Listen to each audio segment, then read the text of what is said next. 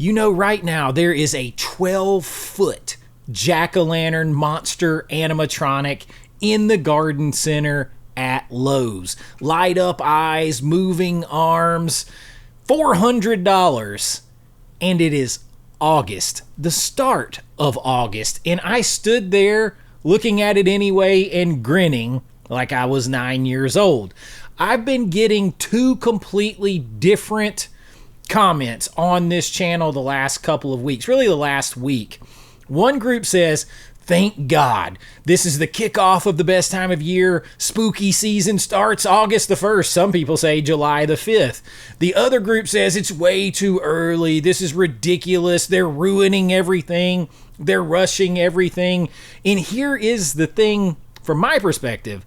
I don't think either side, either take of that is completely wrong, because something is good. Something is happening that is good in those aisles, in my opinion, and there's something also in those aisles that's worth worrying about happening at the same time there too. These things are occurring together. They're not separate, and I don't think you can really understand one without the other. So what we're going to do is to actually talk about that, have a discussion about why Halloween, spooky season, each season really keeps starting earlier, what it's really about, and the one question I think everybody should be asking themselves when they see a 12-foot skeleton jack-o'-lantern monster go up. So pop that tape in. I got you. Let's go do this.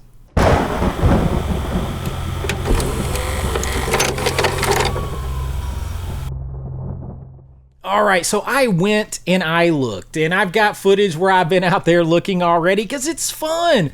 I do like it. You've got stuff at Lowe's. You've got stuff at Home Depot. Now, I've been to Lowe's, and there's a Spirit Halloween, but I know stuff is going up at Home Depot. Ours is a little bit behind getting that one out, but those places are stocked. You're seeing the videos everywhere right here on YouTube, and I'll share what I've been out to see because I think it's fun. Like I said, I'm not going to spend this whole video going through merchandise. That's not what we do here. There are channels that do that better. That's what they're all about.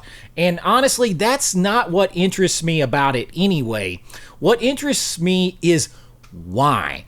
Why this keeps moving earlier and earlier. Because the easy answer is because retail wants your money. And that's also the cynical answer. And I'm not saying that that's not part of it, at least, but I don't think there is an easy answer, but I think there is a real one. But first and foremost, here's what I keep coming back to. I like the fact that people are excited, at least the people who are genuinely excited about this stuff for the right reasons, because I don't think we get excited about enough stuff anymore. And I like the fact that those people who are excited are unembarrassed about themselves being excited. I dig all of that. It's okay. You can call it commercial if you want to, but strip the marketing away. Strip all of that away and look at the other angle for a second here and think about what's actually happening to people as a whole. People, a whole lot of people, are getting worked up and excited at the same time about the same thing out loud in public, and I think that is a good thing, especially in this time where we have lost our monoculture. I did a video a couple of weeks ago about how rare that has become, how everybody's so fragmented now. Your show, my show, your feed, my feed, no shared floor to stand on. Somebody's obsessed with this series and their own best friend has never even heard of the TV series, or maybe even the streaming service that it's on. And then Halloween shows up nowadays in late July, and for a few weeks, a couple of months, spooky season is huge for a couple months here on this channel. Everybody is standing in the same aisle again. That's not nothing. That's something that is good, and that's actually one of the things that we still have that we could pull back and hold on to. And I'll tell you what I think is really driving that, and it's not the stores, it's us. Now, whether that's always for good reasons, the genuine reasons, or not is a different story. But the season keeps getting longer because the world keeps getting faster. Everything moves so quickly now that a single night or just a couple of weeks can't hold up to what people want anymore. So we stretch it. More days, more lead up, more time to actually be inside something we love instead of just blowing past it on the way to the next big thing. If that's the reason you're doing it, that is a good thing. That is the right thing. That is the right reason to do it, because the world's not going to slow down. So we have to make our part in the world, the things that we like, last longer. And that's not just pure consumerism or whatever you want to poo-poo it on. That's people trying to hold on to something that matters and something that they enjoy. But here, unfortunately, is where I have to be honest about the other side, because when I was a kid, the Halloween signal was much smaller. The 80s, 90s, the 70s with my brother, the candy showed up in the grocery store or like Walmart or Kmart or something like that. The cheap makeup kits started appearing, and the old Ben Cooper masks started appearing, the whole costume in a bag with those little rubber bands that hold it on. And those things went up on their little plastic pegs on an aisle or two, and that is what kind of signaled everything for us. And that was really all there was. There wasn't a whole lot more than that. That was it. That was the whole thing. Of course, you got a few more things as it got closer to Halloween. A couple of aisles, maybe a few weeks at most, just so they had time to get it out and sell it to you. And that was enough. That was enough then, because it wasn't a finished product. It was like the starting gun. That's all that stuff was. You got a mask, and then you still had a job to do. You went home, you figured out the rest, putting together your costume, because most of us then just couldn't buy everything. You couldn't just throw that money out like that. And that's where the whole thing comes in, like me and my brother getting, with my mom's makeup and the makeup kits we bought and my dad's big shirts and making ourselves hobos or clowns or vampires or punk rockers or werewolves if we could do that. And that's a whole different story about using hair from a hairbrush and trying to spirit gum it onto yourself as a werewolf. There's a little more of that one coming. But that is what it was like. That was the real heart of it all, the real experience to immerse yourself in. We loved it. We weren't trying to buy it. We were enjoying the building of those memories and those holidays. And that's the honest thing that you have to kind of sit with on this, because standing in front of a $400 animatronic, and that's not even the most expensive one by a long stretch, that does more, it's scarier, it looks realer, all of that, than anything we could have built in our parents' garage with a whole summer's worth of allowance. Because when the thing comes finished, and that's all there is buying it and putting it up, when you can just basically buy the whole experience, plug it in, set it on the lawn, there's something that kind of disappears under that. Not necessarily the excitement, but the assignment, the hands-on part of the holidays, the actual physical making of the memories, the part where the season asked you to do something, to participate in it. And I'm not saying the animatronic is bad. I was standing in front of it smiling, I want to buy that thing and put it out there. I want to be clear on that for sure. Listen, I'm not above any of this, but as long as you're doing it for the right reasons, and we're going to talk about why all of this isn't always what it seems. Not everybody is doing this for the right reasons, and I think that is the difference.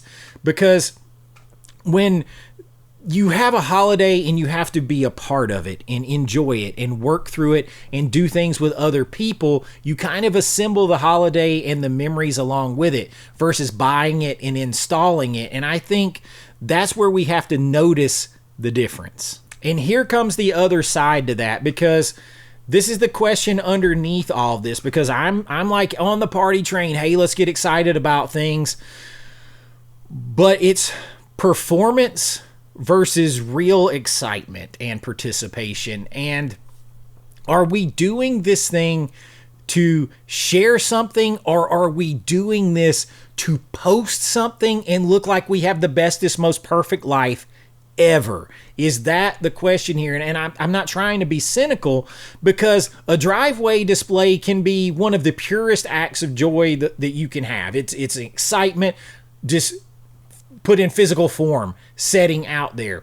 If you build that thing, if you built it because you love the season, you put all this stuff up because you really love the season and it helps immerse you in it and all of that, then that is the right reason. Like when the whole street like feels like a drive-by that everybody's supposed to admire and things like that and take pictures of, and it's about the performance of it, that is a whole different thing. So if you take that exact same display and you're building it all out for the scroll, for the gram, you're building it for the gram, or you're building it for your YouTube videos or to show on your haul in your YouTube videos, and the real part doesn't mean anything underneath, that is a problem. And there's a lot of that happens too. And it kind of, not only does it prevent us from having a monoculture and sharing all these things again, it kind of cheapens the holiday for a lot of people. It cheapens the experience,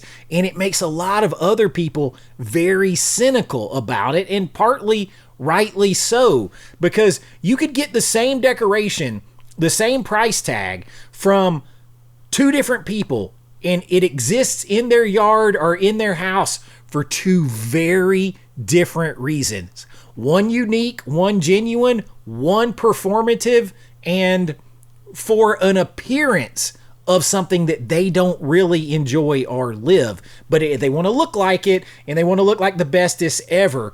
And that's kind of a hard truth for people to hear nowadays, but it is a truth. It's the truth between people who are putting things up for attention and people who are chasing the feelings that they love versus people who are chasing clicks on a post. And that's very different. And worse than that, though, a lot of the time you can't tell when you're inside of it either. Like from the outside, you can't tell. You can't tell. So you're judging people, and you don't want to do that either. So it turns off a lot of people, makes them cynical. But when you're inside of it, sometimes people themselves cannot tell anymore because of the way our society has fragmented itself and put so much of an emphasis on the performance of a good time, and for the scroll, for everyone else to see like your lives. And then it creates this standard that nothing can ever live up to, because people are putting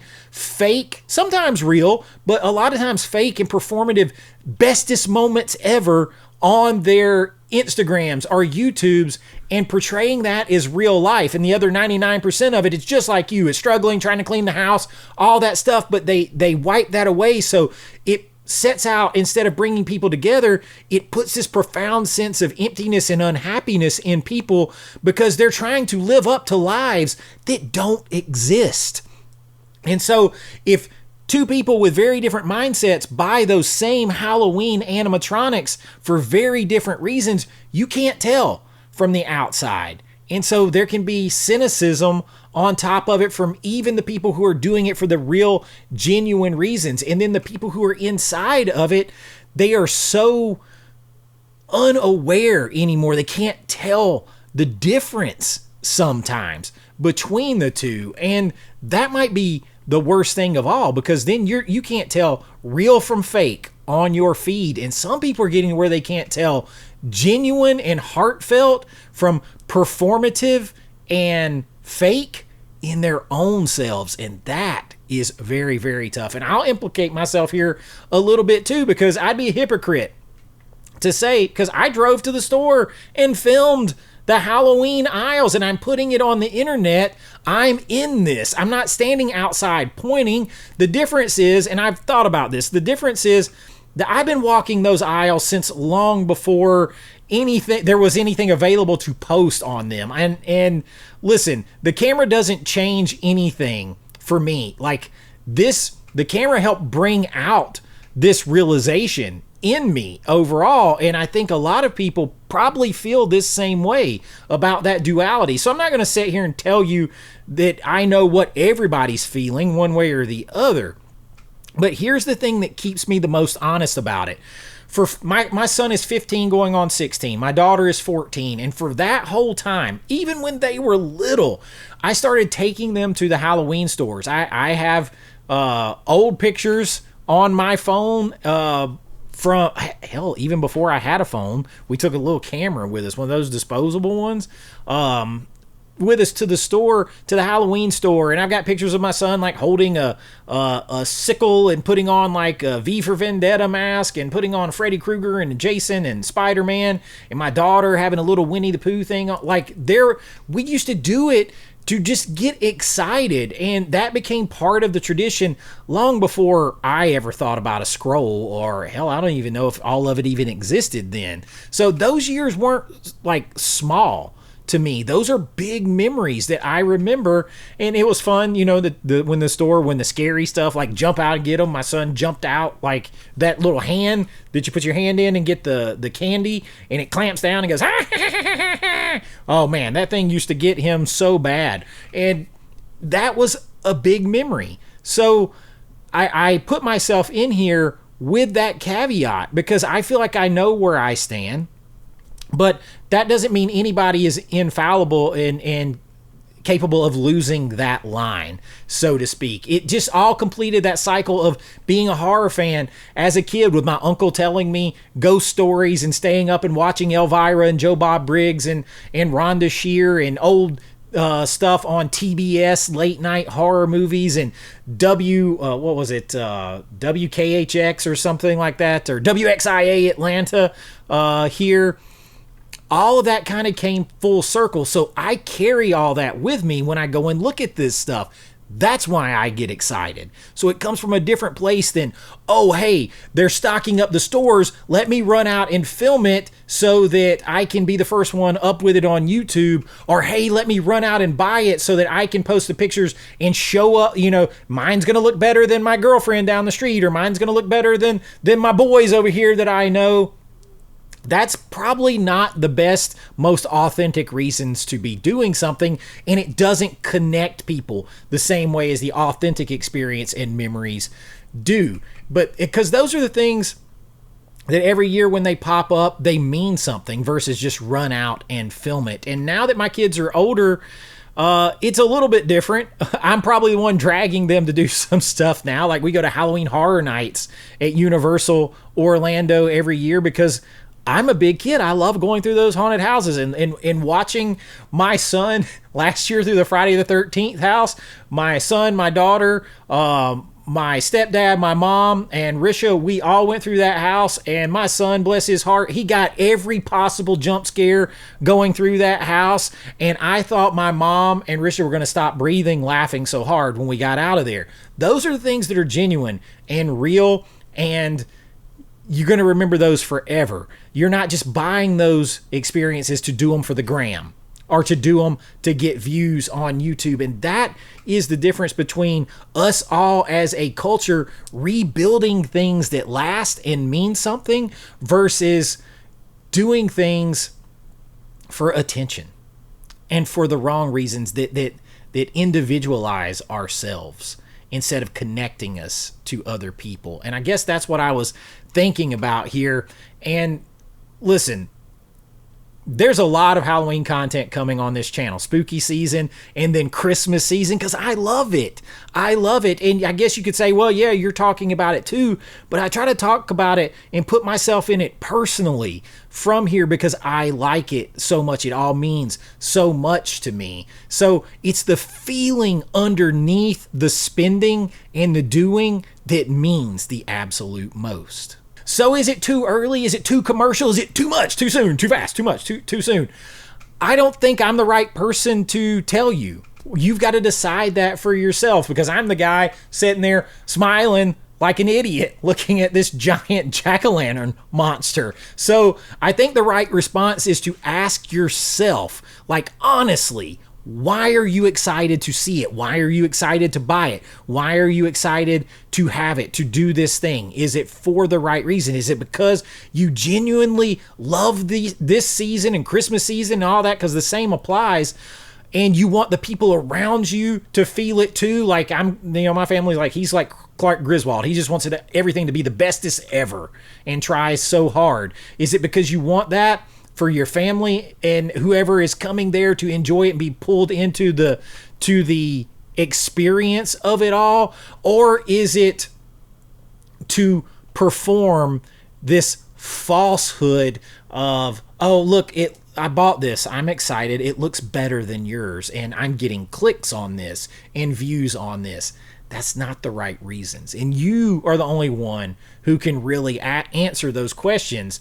For me, I'll keep I'll keep going to the stores and just enjoying looking at it and dragging my kids to it. And we'll go to Halloween Horror Nights, and we'll go to Christmas at Disney, and we'll do all these things, and we'll have all of our traditions because we love it and we love sharing it. And I want them to carry those things forward, because buying things is something. Sometimes we'll buy things, sometimes we won't buy things, and the buying is never the point of it.